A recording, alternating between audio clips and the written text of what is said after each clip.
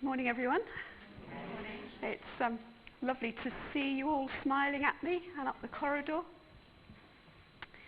I'm going to look at some very familiar words of Jesus today. In fact, they're so familiar that I have to wonder if I'm taking a bit of a risk, really, in attempting to look at them, because I think these are verses that have been held and are held, and you probably hold them as very precious at difficult times in life. And it's not been a particularly easy time for Jesus at this point, because he's been pronouncing woes to the unrepentant cities. And John, his cousin, is in prison. And he's almost despairing of the people that are not listening to him. And it's in that context of that kind of level of difficulty, struggle, upheaval, that he says these very familiar words. Now, words will be on the screen. Thank you. At that time, Jesus said, "I praise you, Father, Lord of heaven and earth, because you have hidden these things from the wise and learned and revealed them to little children. Yes, Father, for this was your good pleasure. All things have been committed to me by my Father. No one knows the Son except the Father, and no one knows the Father except the Son, and those to whom the Son chooses to reveal him. Come to me, all you who are weary and burdened, and I will give you rest. Take my yoke upon you and learn from me, for I am gentle and humble in heart, and you will find rest for your souls. For my yoke is easy and my burden is light." Precious words, those, aren't they? Very precious. And I wonder, just for a moment, stop and think. What does that image of weary and burdened look like to you? I'm going to tell you in a minute what it looks like to me, but what image do you have? If you could put it in a picture, what is the image of weary and burdened?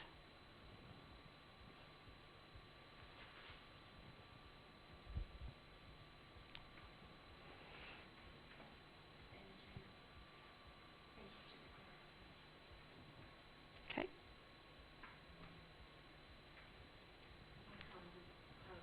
A picture of Pilgrim in Pilgrim's Progress, almost staggering along with a big rucksack on his back. Yeah. So, thank you, Pip. So we've had bent over, face to the ground. We've had Pilgrim with a big rucksack. My image is similar to yours, actually, Pip. It's watching television from time to time, as you do. You know, there is some adverts. I don't know if you've seen them, for a charity for saving worn-out donkeys. I don't know if you've seen that advert. You're all nodding. And of course, the picture, the image of the donkey is this poor donkey that is completely laden with stuff on its back that is so wide that it, you wonder how it can get through streets. And then the donkey has kind of collapsed to its knees, and it can't get up again. And that, for me, is the image of weary and heavy laden, weary and burdened. And I wonder if that's where you are today, or maybe where you have been. And if it is, I wonder what it is that's the stuff on your back, if you're the donkey, so to speak. What's your load? What have you got that you are carrying? And it might be the stuff of life. Life happens to us, doesn't it? Life happens. And there are things like worries and disappointments, inner pain, emotional pain, we might call it, physical pain, that unremitting, unrelenting, never going away sort of pain. Maybe it's the pain of others and the pain of having to walk with others who are in pain. Perhaps it's the emotional pain of being a pain bearer. people who are in ministry, people who are in healthcare, those kinds of occupations, if you like, bear a lot of pain for others. And you can't be unmoved by it. You probably know that Steve and I are doing a couple of hours each week as a volunteer at the Conquest as part of the chaplaincy team there. And it was my turn to go this week. And one of the ladies that I saw on the ward that I went to was so burdened with inner pain that she was actually beyond words and beyond tears. And you can't come away from an encounter like that and not be moved by it. It affects us, and we carry it. And then what do we do with it? And the danger is that we try and medicate it in some way. And there are lots of medicines for pain, aren't there? And I'm not talking about the paracetamol and the stuff that you can get from Boots. I'm talking about food, chocolate, sugar, anger, alcohol. The things that we do to try and put the pain into some sort of oblivion. Endless television. Maybe even the harder stuff like porn. Because you get desperate to try and get rid of the pain. And the more pain there is, the harder it is to keep it under control. And usually at some point, it explodes. And Jesus says, "Come to me, all who are weary and heavy laden." And I like to go back to the roots of words and just take a little look at what those words might mean. And weary, to toil with the effort of bodily and mental labour. To labour until you're worn out, depleted and exhausted. That's the donkey, isn't it? With the load on his back. Heavy laden. This is the overburdened with spiritual anxiety. So Jesus is acknowledging emotional pain, physical pain, spiritual pain in those words, weary and heavy laden. And he promises rest. How does he promise that rest? Comes next, in the words that we all know. Take my yoke upon you.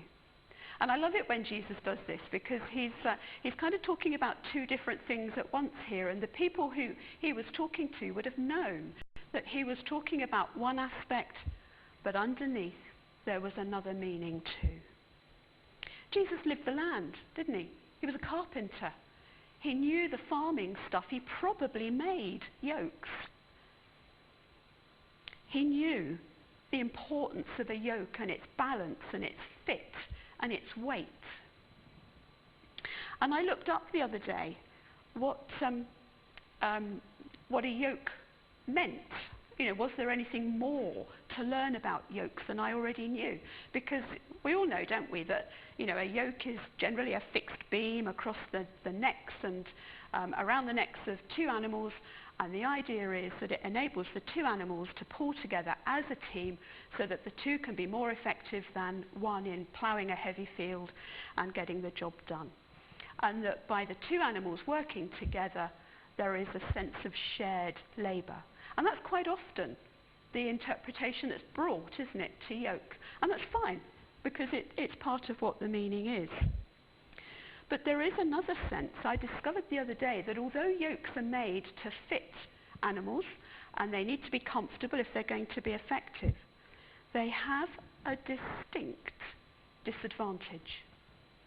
And the disadvantage is that because it's a fixed beam and it links the two animals together, everything is fine until the ground is either uneven, or it's stony, or it's on a slope, or something like that. And the disadvantage is that if one of the animals loses its footing, It leans on the other one. And from a farming perspective, actually that's quite a disadvantage, because it means that the two animals are no longer pulling in tandem. What about the spiritual perspective? One animal stumbling, yoked to another, and leaning on the other, taking the weight while the animal's in trouble, struggling to get back on its feet. And I thought that was a wow, I didn't know that before. And of course, it's not saying that the burden has been lifted, the yoke is still there is still the work to be done. But for that moment, while the animal's in trouble, there is relief. And I think that's quite a lot of what Jesus was saying about take my yoke. But even as they would have known that farming example, they would have known something else too. And you probably know this.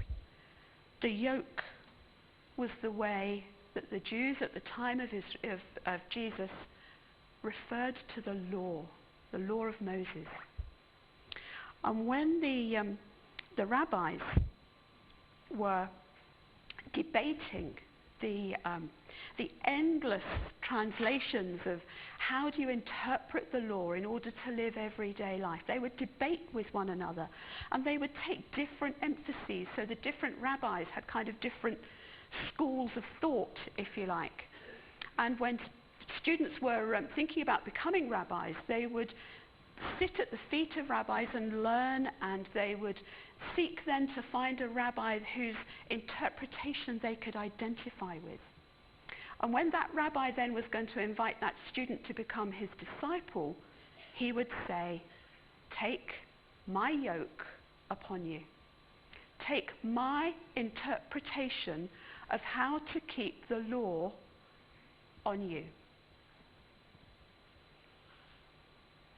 And now Jesus is saying, if you want to be my disciples, take my yoke upon you. And of course, Jesus doesn't mean the law with its 600 plus rules and endless interpretations of that's the law you mustn't break, so in order to not go there, we're going to make all these rules over here so that you don't get anywhere near breaking that one. And what did Jesus do? He took it and he changed it. Instead of being a law of judgment, it became a means of grace. So it was no longer an eye for an eye. It was turn the other cheek. It was no longer judgment. It was mercy. The annual sacrifice of the lamb was going to become the once-for-all sacrifice on the cross, the means of forgiveness. I love the Message translation of those couple of verses. Are you tired? Are you worn out? Burned out on religion? Come to me. Get away with me, and you'll recover your life. I'll show you how to take a real rest. Walk with me. Work with me. Watch how I do it. Learn the unforced rhythms of grace. I won't lay anything heavy or ill-fitting on you. Keep company with me, and you'll learn to live freely and lightly. I wonder what the unforced rhythms of grace look like for you. I'm trying to work out what they mean for me. So Jesus invites us to take his yoke. We may be carrying other yokes, mightn't we? Yokes of oughts and musts and shoulds, or yokes of duty, yokes of the expectations of others. Jesus says, come to me, take my yoke. You'll have to take that one off first. about the yoke of shame, the yoke of pain, physical, spiritual, emotional pain. Jesus says, come to me. The yoke of despair. Jesus says, come to me. He says, take my yoke. And the question is, whose yoke have you got today?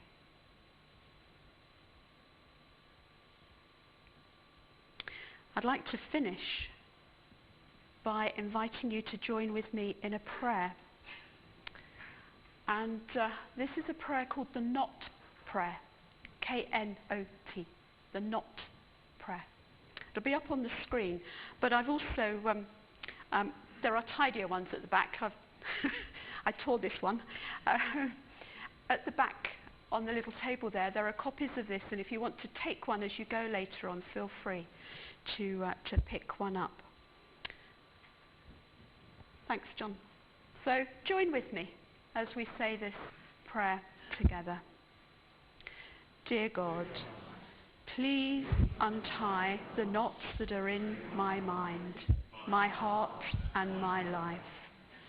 Remove the have-nots, the cannots and the do-nots that I have in my mind. Erase the will-nots, may-nots, might-nots that may find a home in my heart. Release me from the could-nots, would-nots and should-nots that obstruct my life. And most of all, dear God, I ask that you remove from my mind, my heart and my life, all of the am-nots that I have allowed to hold me back, especially the thought that I am not good enough. Amen.